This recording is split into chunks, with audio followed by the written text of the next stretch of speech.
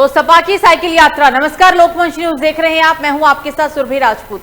उत्तर प्रदेश में विधानसभा चुनाव करीब आने के साथ ही सियासी दलों ने अपनी पूरी ताकत झोंक दी है।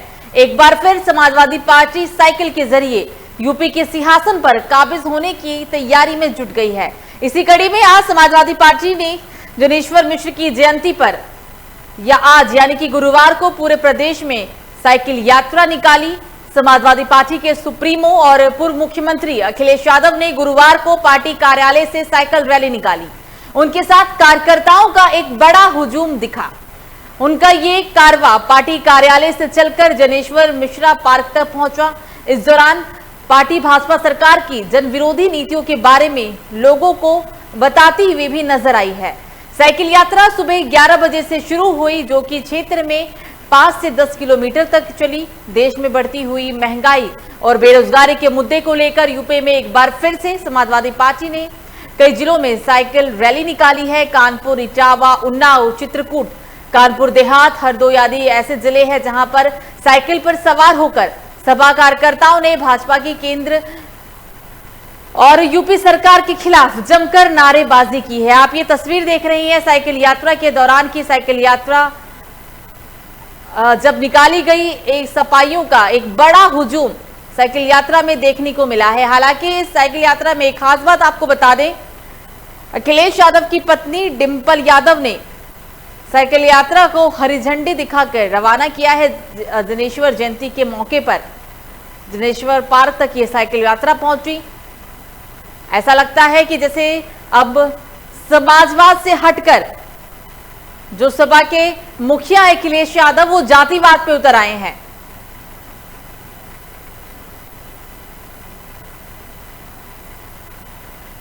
यूपी के अंदर 2022 में विधानसभा चुनाव होना है। उत्तर प्रदेश में विधानसभा चुनाव करीब आने के साथ सियासी पारा भी अब चढ़ने लगा है। सियासी दलों ने अपनी पूरी ताकत झोंक दी है और इसी ताकत का नजारा आज यूपी के अलग अलग जिलों में सपाइयों के द्वारा देखने को मिला है। और इसी पर हमारे साथ चर्चा करने के लिए मेहमान जुड़ गए हैं। उनसे आपका परिचय करा देते हैं। नितेश यादव, नेता सपा, जमा खान, नेता कांग्रेस, और प्रवीण मिश्रा, नेता भाजपा।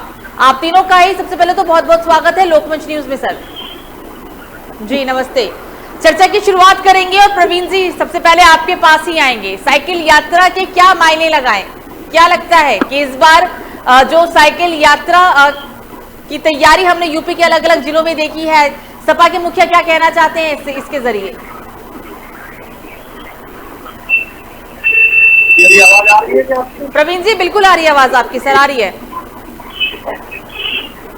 सपा की जो साइकिल यात्रा निकली हुई है, इस यात्रा का उद्देश्य है कि दोबारा प्रदेश में बेरोजगारी लाओ, आतंक लाओ और ऐसी व्यवस्था। अब प्रदेश की जनता इतनी होशियार हो गई है कि सपा की यात्रा को बिल्कुल भी कोई महत्व नहीं दे रहा है। कोई भी आम जनता इसमें कोई भी हिस्सा नहीं ले रही है। इनके जो अराजक तत्व है बस वही इस यात्रा में है और पब्लिक ने पूरा मन बना लिया है। इस बार फिर इनको प्रदेश से पास करने के लिए और दूर करेगी। सबसे ज्यादा महंगाई भाजपा सरकार में, भाजपा सरकार हम पर आरोप लगा रही महंगाई की।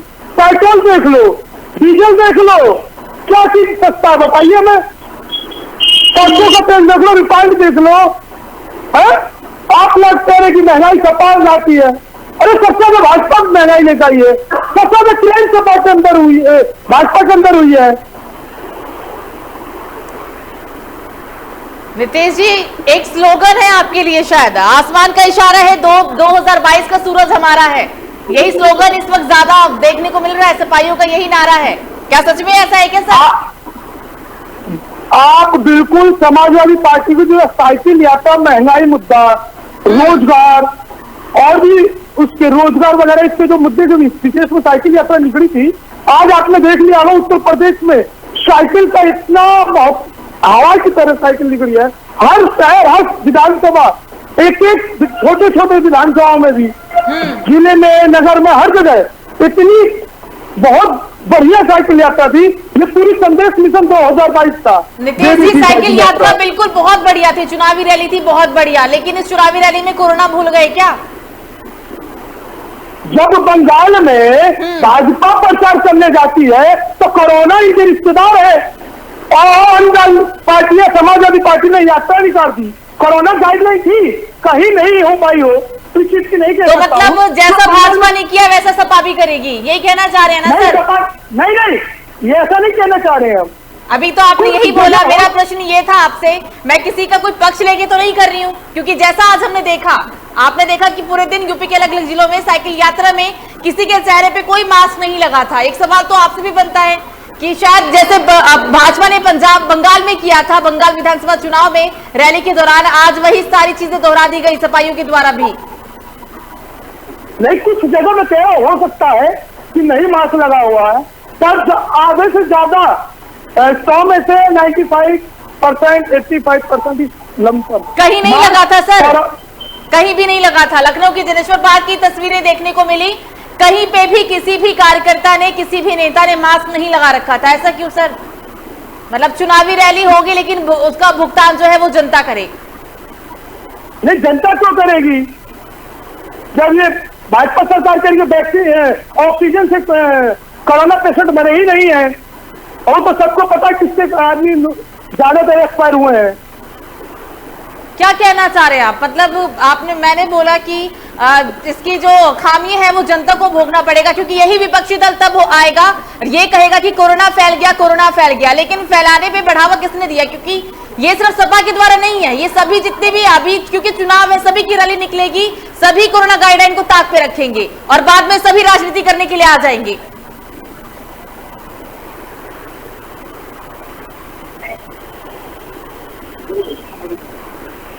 प्रवीण जी कुछ कहना चाह रहे हैं, बोलिए सर।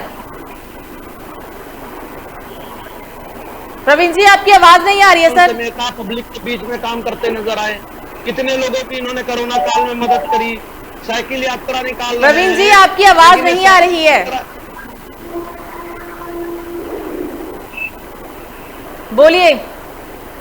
साइकिल यात्रा जो ये निकाल रहे हैं, इसका विकास से कोई दूर दूर तक लेना नहीं है। आज जनता विकास मांग रही है, जो भाजपा के शासन में मिल रहा है और सुशासन मिल रहा है। लोगों को डर भय मुक्ति मिली है हर चीज से, हर माहौल से। अब रात में चलने में कहीं डर नहीं लगता है, ऐसा शासन मिल रहा है। राम जन्मभूमि मंदिर बन रहा है। भाजपा के लोग चारों तरफ विकास संबंधी कार्य कर रहे हैं, हर जिले में विकास हो रहा है। अब ऐसे में इनकी साइकिल यात्रा बहुत दूर तक ही जा पाई है। हो सकता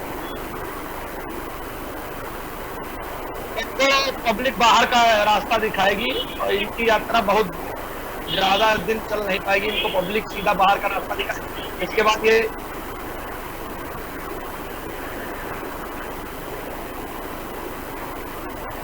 नितेश जी आवाज आ रही है सर? सुन पा रहे हैं मुझे?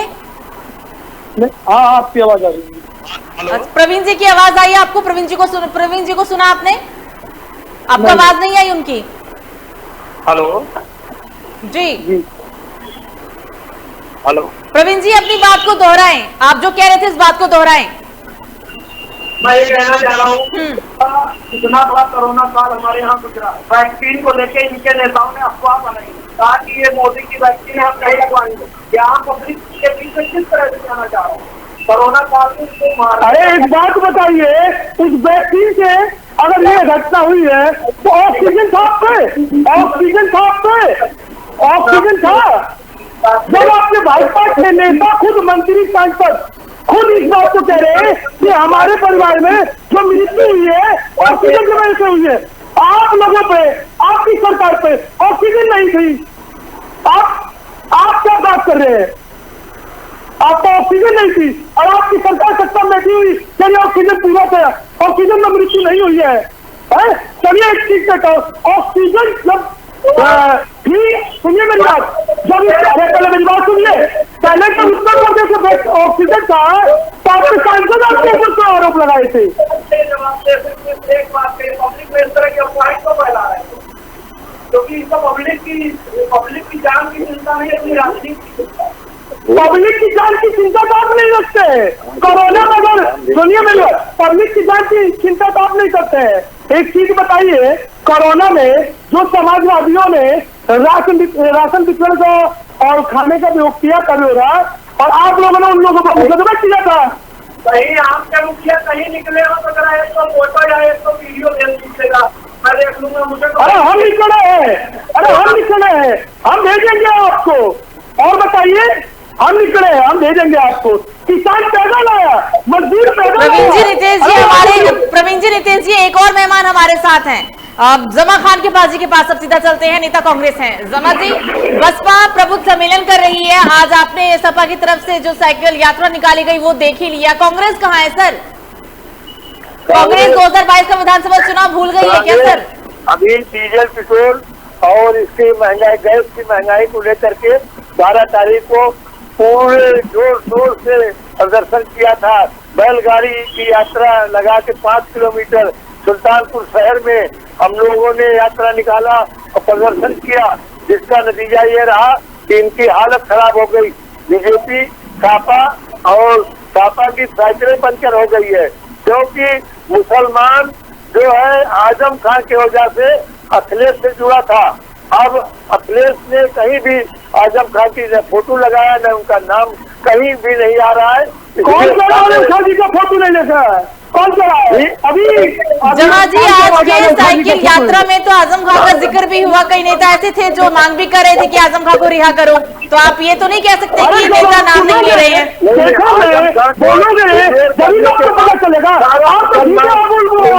सारा मुसलमान आजम से इनके अखिलेश सापा से अलग हो गई है। इसका नतीजा ये है, कहीं भी आज साइकिल यात्रा सुल्तानपुर में निकली थी, 10-12 आदमी थे और उसमें कहीं भी 10-12 आदमी थे। अरे मुसलमान नहीं,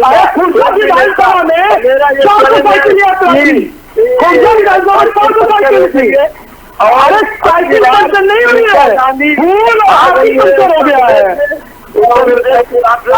है।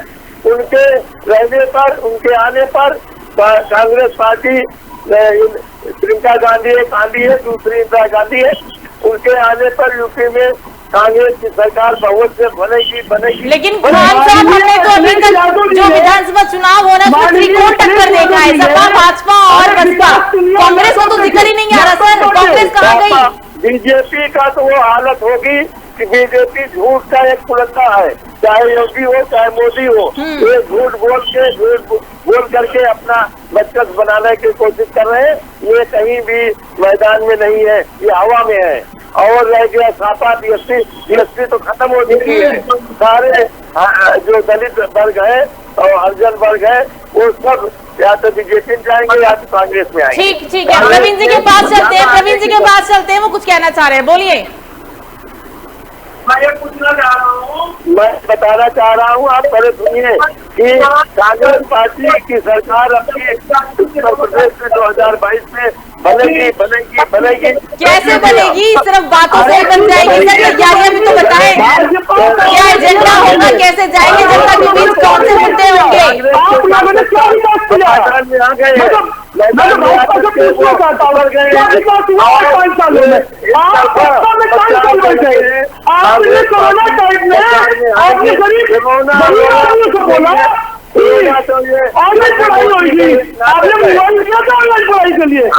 मिश्रा साहब से जवाब में सुन लेते हैं, यादव जी जवाब में तो सुन ले सर।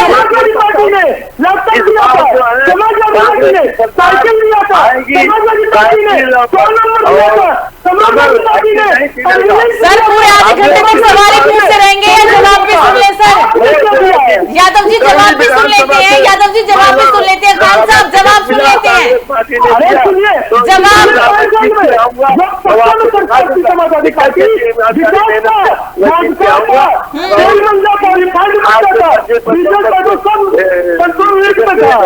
सारे रिकवरी में बैनर, पोस्टर और उससे पट गया है, दीवार पेंटिंग से पूरे उत्तर प्रदेश उसमें सुल्तानपुर में हाहाकार मच गया है।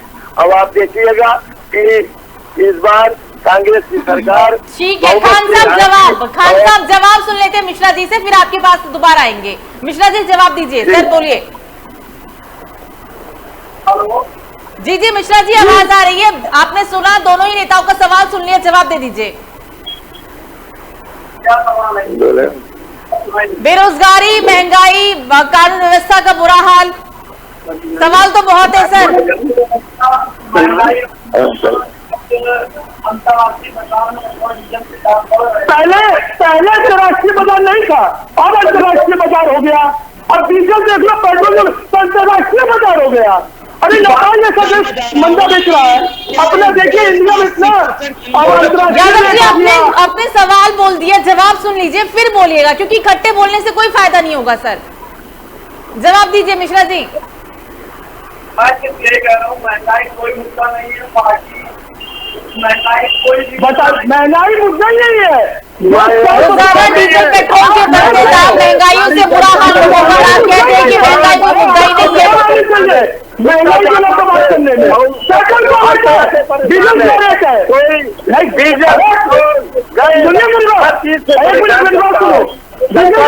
बताइए आप अपने जेब से गाड़ी की बात कि नहीं आएगी और हमारी कांग्रेस के जो है वरिष्ठ नेतागण सोनिया गांधी, राहुल गांधी, प्रियंका गांधी, जिसको चाहेंगे ये परिषद बना के और सरकार चलाएंगे। भाई भाजपा को तो यही देखती है, झूठ कहीं नहीं है, डीजल पेट्रोल कहाँ रहेगा? अरे महंगाई और कितना महंगा करने का पहले क्या रेट है? ऑक्सीजन मरते जा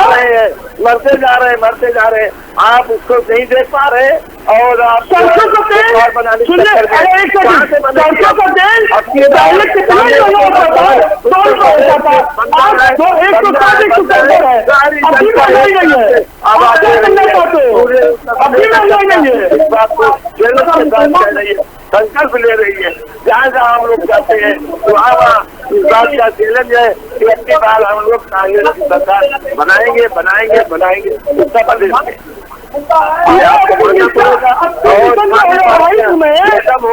अब तक 402 प्लस हो गया समाजवादी पार्टी का। अभी देखिए वहाँ लखीमपुर खीरी में एक यादव परिवार की औरत को कैसे नंगा किया बीजेपी वालों ने और उसका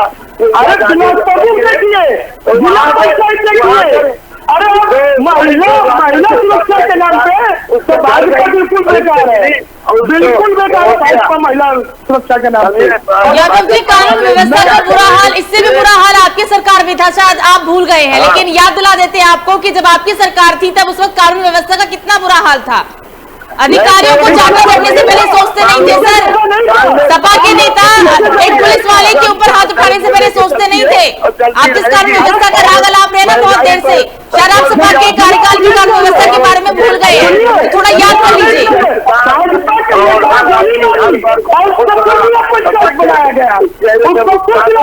आप सारे मुद्दे उठाइए, बेरोजगारी बोलिए, महंगाई बोलिए, लेकिन कानून व्यवस्था की बात मत करिए। कानून को हाथ में आपके खुद के नेताओं ने लिया था।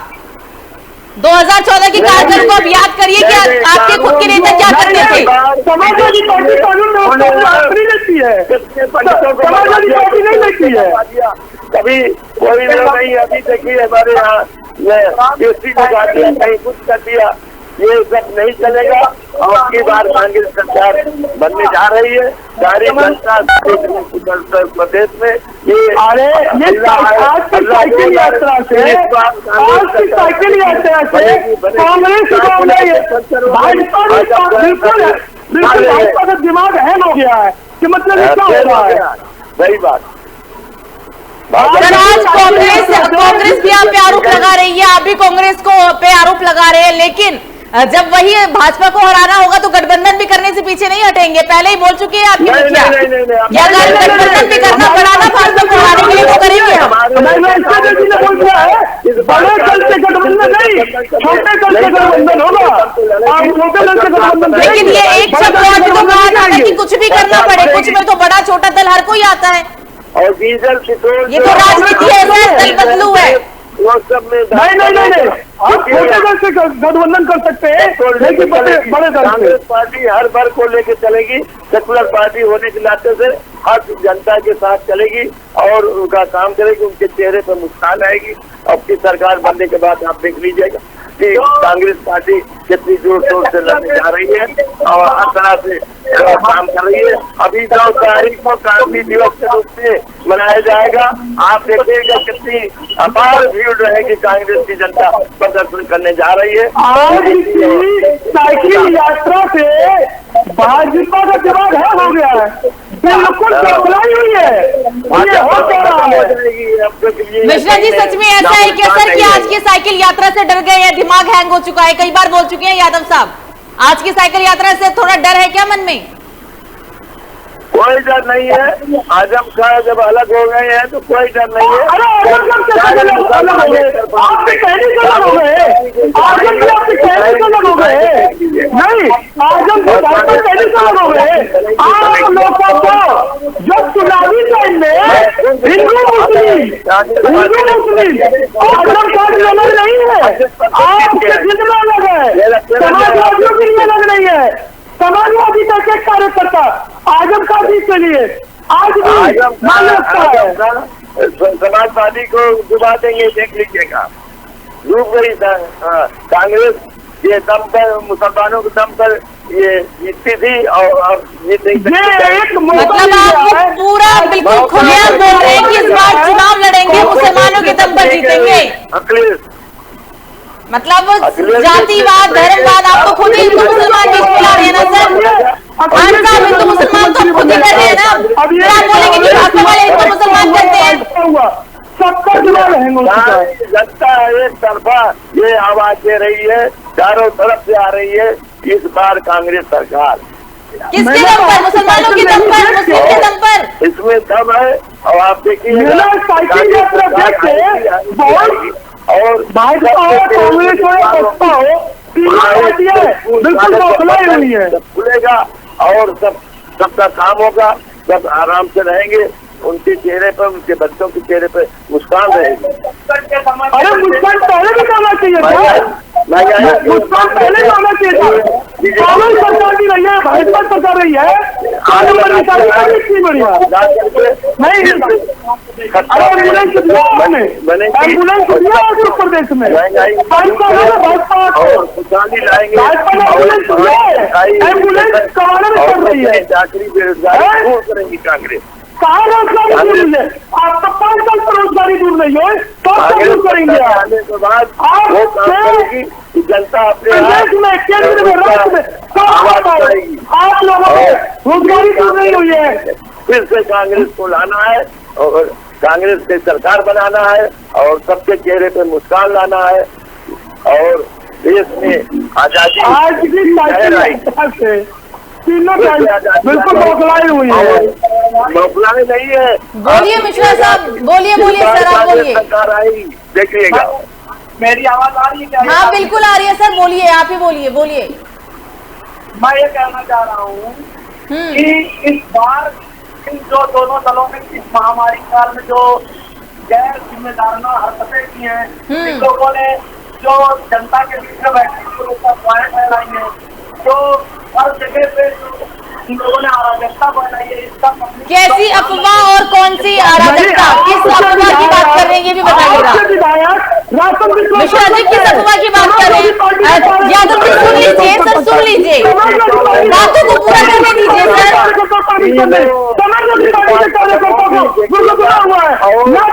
रोजगार के लिए झूठ बोलते हैं। आपने रोजगार दिया है क्या? आपने रोजगार दिया है? अभी तक ये नेहरू परिवार देखता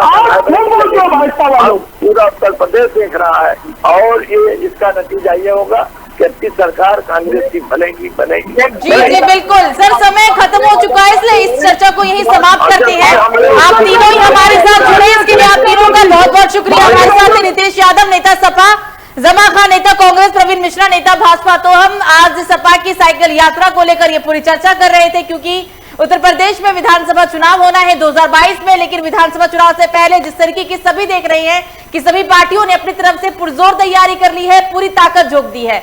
एक बार फिर से समाजवादी पार्टी साइकिल यात्रा के जरिए यूपी के सिंहासन पर काबिज होने की तैयारी में जुट गई है और इसी कड़ी में आज समाजवादी पार्टी ने जनेश्वर मिश्र की जयंती पर गुरुवार यानी कि आज प्रदेश में साइकिल यात्रा निकाली। फिलहाल मुझे अभी के लिए दीजिए इजाजत। लोकमंच न्यूज पर खबरों का सिलसिला जारी रहेगा। नमस्कार।